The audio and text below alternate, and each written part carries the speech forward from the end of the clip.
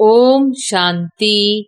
6 जनवरी 2024 के ईश्वरीय महावाक्य। पहले एक नजर मुरली के मुख्य पॉइंट पर। बाबा ने कहा, आत्माओं का निवास स्थान है टॉवर ऑफ साइलेंस, यानी शांति की चोटी। आत्मा जो पतित है उनको पावन बन ऊपर जाना है।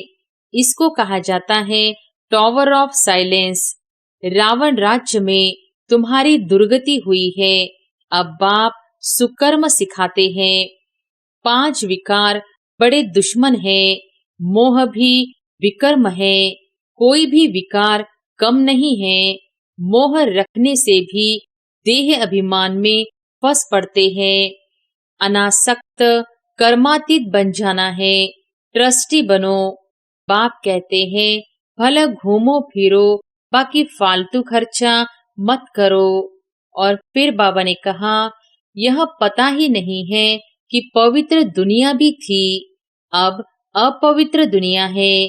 यह खेल है वैश्यालय शिवालय, पति दुनिया पावन दुनिया। पहले है सुख फिर है दुख। कहानी है कैसे राजाई ली फिर कैसे गंवाई, यह अच्छी तरह से समझना है। सबको देखते ऐसे समझो हम अब स्वर्ग में जा रहे हैं। यह सब कलयुगी बंधन है। हम दैवी संबंध में जा रहे हैं। जितना हो सके बंधन कम करते जाओ। अपने को हल्का कर दो। बंधन बढ़ाने की जरूरत नहीं। योग से तुम सदैव के लिए निरोगी बन जाते हो। हेल्थ वेल्थ उनके साथ हैप्पीनेस तो है ही 21 जन्मों के लिए। और फिर लास्ट में बाबा ने कहा, कोई भी हो बोलो तुम क्या भीख मांगते हो। हम तुमको ऐसी भीख देते हैं जो तुम जन्म जन्मांतर भीख मांगने से ही छूट जाएंगे। ट्रेन में भी तुम बैच पर सर्विस कर सकते हो। बैज सदा लगाकर रहो। इस पर तुम सबको समझा सकते हो कि तुमको 2 बाप है। तुम्हें सब गुण सीखने चाहिए। निराकार की महिमा, देवताओं की महिमा और अपनी महिमा, तीनों की जांच करो। बाप ने एक ही मंत्र दे दिया है, मामेकम याद करो। वर्षे को याद करो और दैवी गुण धारण करो। और अब सुनते हैं महावाक्यों को विस्तार से। मुरली का सार।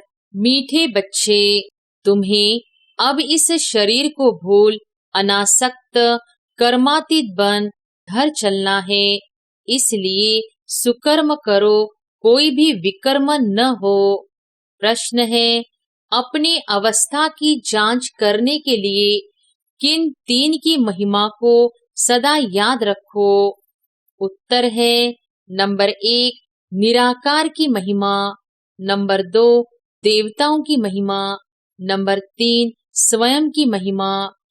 अब जांच करो कि निराकार बाप के समान पूज्य बने हैं, उनके सब गुणों को धारण किया है। देवताओं जैसी रॉयल चलन है। देवताओं का जो खान पान है, उनके जो गुण हैं वह हमारे में है। आत्मा के जो गुण हैं, उन सब गुणों को जान उनका स्वरूप बने हैं। ओम शांति। बच्चों को समझाया गया है कि आत्माओं का निवास स्थान है टॉवर ऑफ साइलेंस, यानी शांति की चोटी।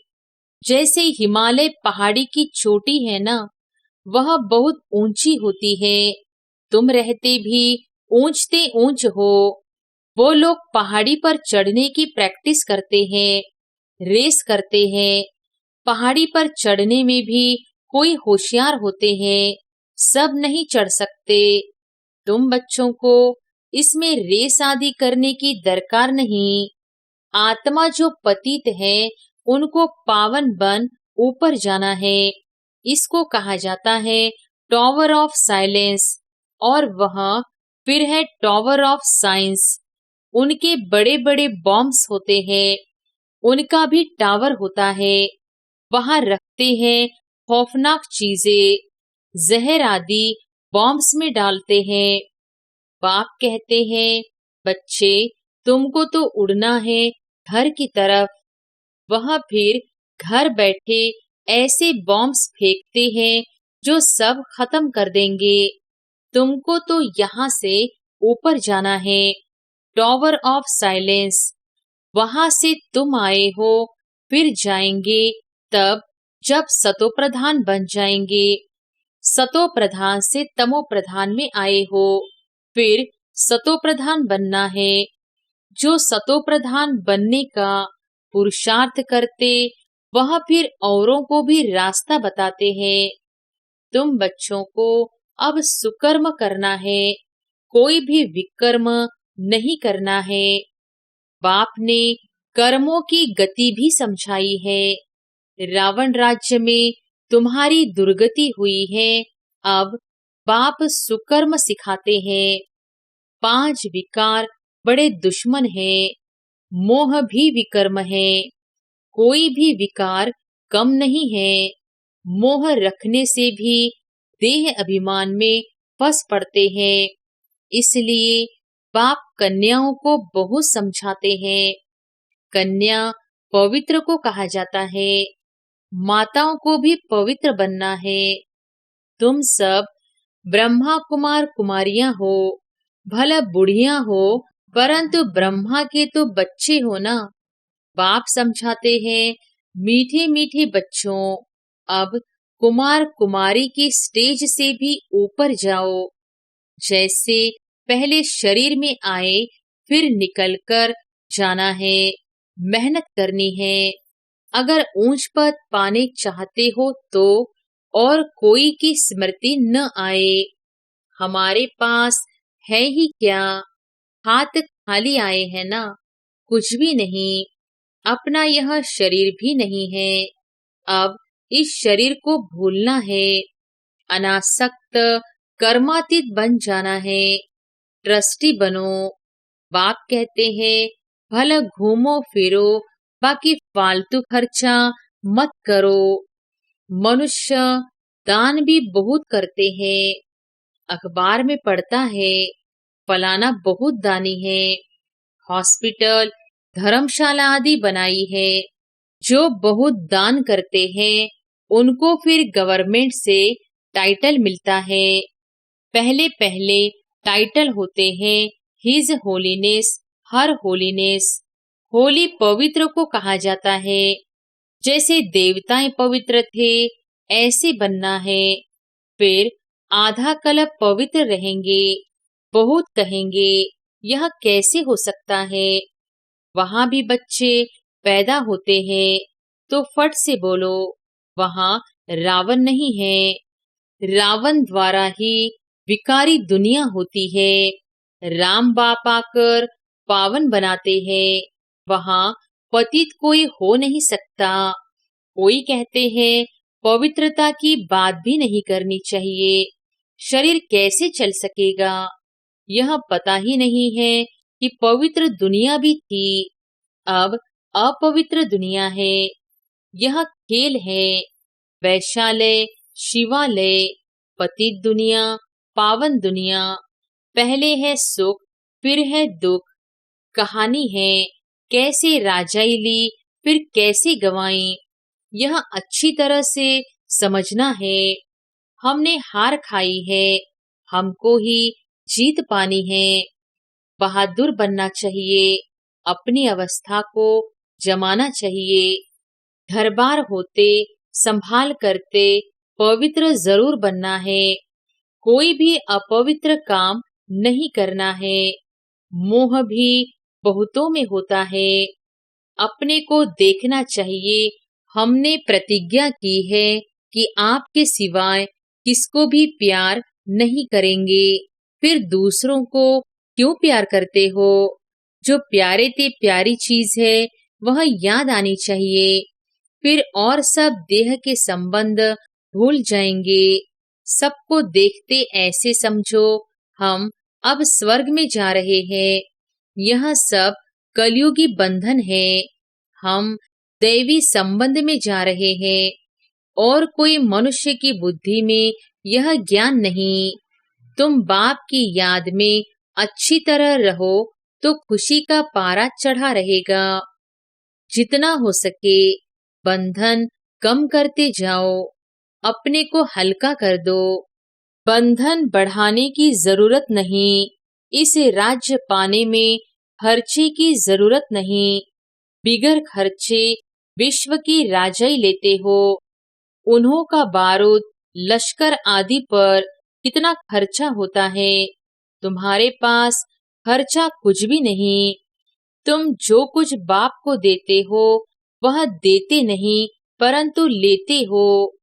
बाप तो है गुप्त, वह श्रीमत देते रहते हैं कि म्यूजियम खोलो, हॉस्पिटल, यूनिवर्सिटी खोलो, जिससे तुम नॉलेज प्राप्त करते हो। योग से तुम सदैव के लिए निरोगी बन जाते हो। हेल्थ वेल्थ उनके साथ हैप्पीनेस तो है ही 21 जन्मों के लिए। एक सेकंड में मुक्ति, जीवन मुक्ति कैसे मिलती है वह आकर समझो। द्वार पर ही समझा सकते हो। जैसे दरवाजे पर भीख मांगने आते हैं ना, तुम भी जैसे भीख देते हो, जिससे मनुष्य एकदम मालामाल बन जाते हैं। कोई भी हो, बोलो तुम क्या भीख मांगते हो, हम तुमको ऐसी भीख देते हैं जो तुम जन्म जन्मांतर भीख मांगने से ही छूट जाएंगे। बेहद के बाप और सृष्टि चक्र को जानने से तुम यह बनते हो। तुम्हारा यह बैज भी कमाल कर सकता है। सेकंड में बेहद का वर्षा उनसे तुम और कोई को भी दे सकते हो। सर्विस करनी चाहिए। बाप सेकंड में विश्व का मालिक बनाते हैं। फिर है पुरुषार्थ पर। छोटे बड़े सबको कहा जाता है बाप को याद करो। ट्रेन में भी तुम बैच पर सर्विस कर सकते हो। बैच सदा लगाकर रहो। इस पर तुम सबको समझा सकते हो कि तुमको 2 बाप है, 2 से ही वर्षा मिलता है। ब्रह्मा से वर्षा नहीं मिल सकता है, वह तो दलाल है। इन द्वारा बाप तुमको सिखलाते हैं और वर्षा देते हैं। मनुष्य मनुष्य देखकर समझाना चाहिए। यात्रा पर भी बहुत जाते हैं, वह सब है जिस्मानी यात्राएं, यह है रूहानी। इससे तुम विश्व के मालिक बनते हो। जिस्मानी यात्रा से तो धक्के खाते रहते हैं। सीढ़ी का चित्र भी साथ में हो। सर्विस करते रहो, फिर उनको भोजन आदि की भी दरकार नहीं रहेगी। कहा जाता है खुशी जैसी खुराक नहीं।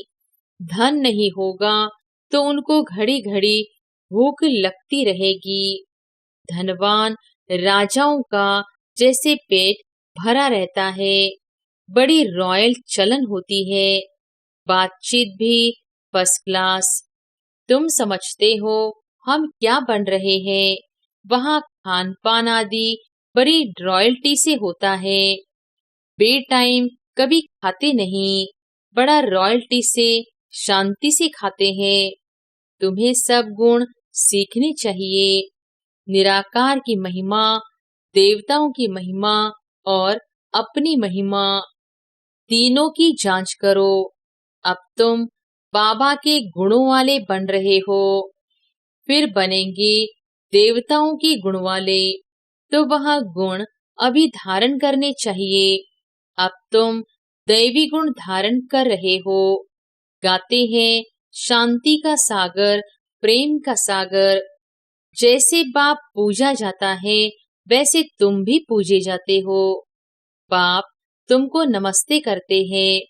तुम्हारी तो पूजा भी डबल होती है। यह सब बातें बाप ही समझाते हैं। तुम्हारी महिमा भी समझाते हैं कि पुरुषार्थ कर ऐसा बनो। दिल से पूछना चाहिए कि हम ऐसे बने हैं। जैसे हम अशरीरी आए हैं वैसे अशरीरी होकर जाना है। शास्त्रों में भी है लाठी भी छोड़ो, परंतु इसमें लाठी की बात नहीं, यहाँ तो शरीर को छोड़ने की बात है। बाकी सब है भक्ति मार्ग की बातें। यहाँ सिर्फ बाप को याद करना है, बाप बिगर दूसरा न कोई। तुम बच्चों को ज्ञान मिला है, तुम जानते हो मनुष्य कितना गुरुओं की जंजीरों में फंसे हुए हैं।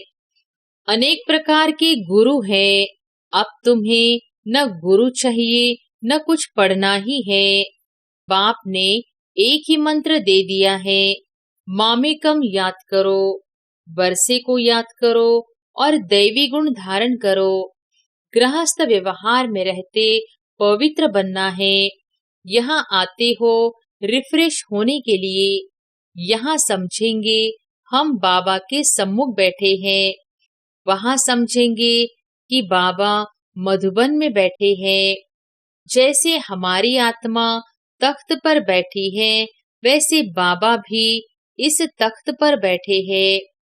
बाबा कोई गीता शास्त्र आदि हाथ में नहीं लेते हैं, ऐसे भी नहीं इसने कोई कंठ किया हुआ है। वह तो सन्यासी आदि कंठ करते हैं। यह तो है ज्ञान का सागर। ब्रह्मा द्वारा सब राज समझाते हैं। शिव बाबा कभी कोई स्कूल में सत्संग में गया है क्या? बाप तो सब कुछ जानते ही है। कोई कहे भला साइंस जानते हैं।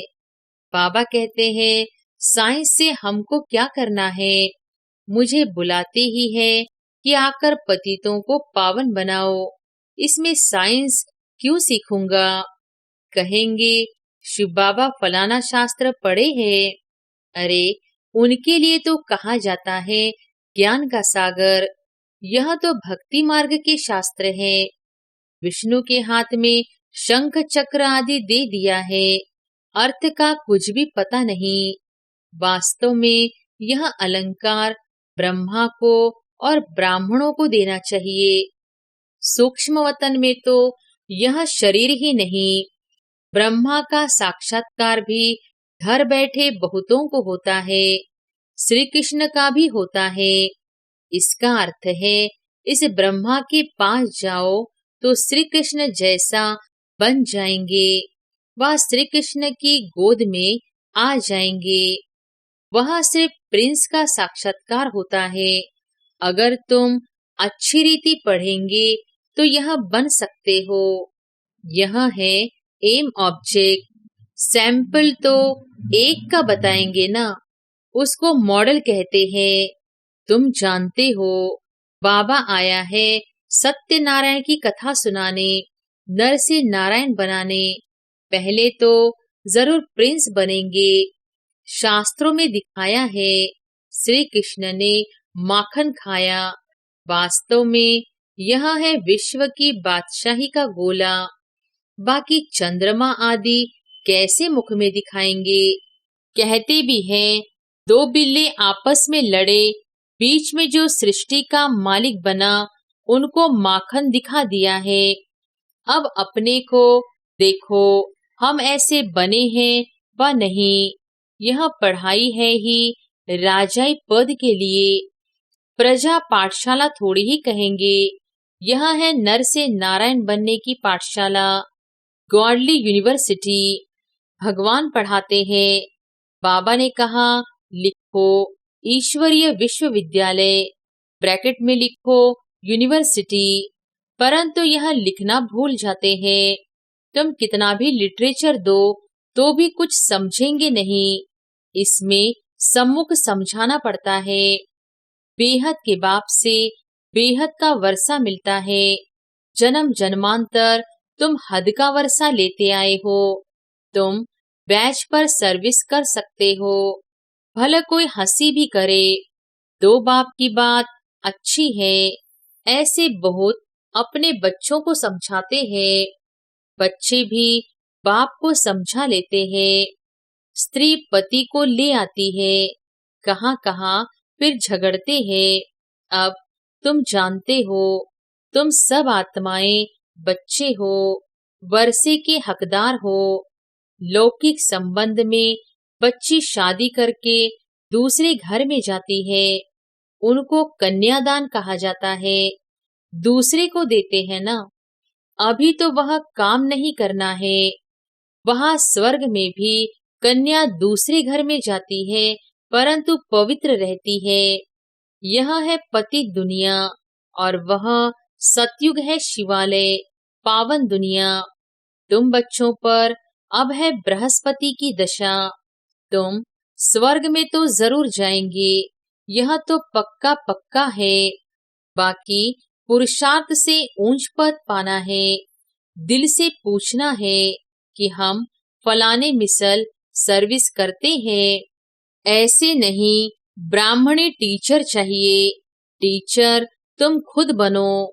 अच्छा, बच्चों को पुरुषार्थ करना है।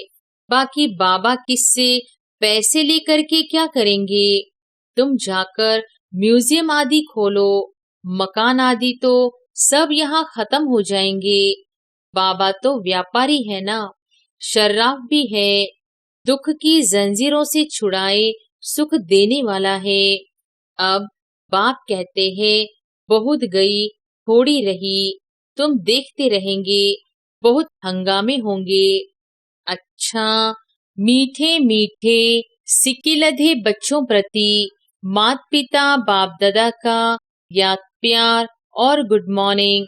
रूहानी बाप की रूहानी बच्चों को नमस्ते। धारणा के लिए मुख्य सार, पहली पॉइंट, ट्रस्टी और अनासक्त बनकर रहो। कोई भी फालतू व्यर्थ खर्चे मत करो। स्वयं को देवताओं जैसा पवित्र बनाने का पुरुषार्थ करते रहो।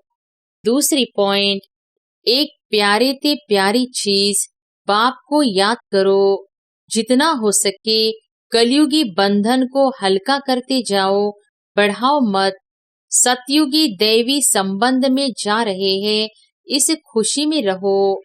वरदान है, पुराने स्वभाव संस्कार के बोझ को समाप्त कर डबल लाइट रहने वाले फरिश्ता भव।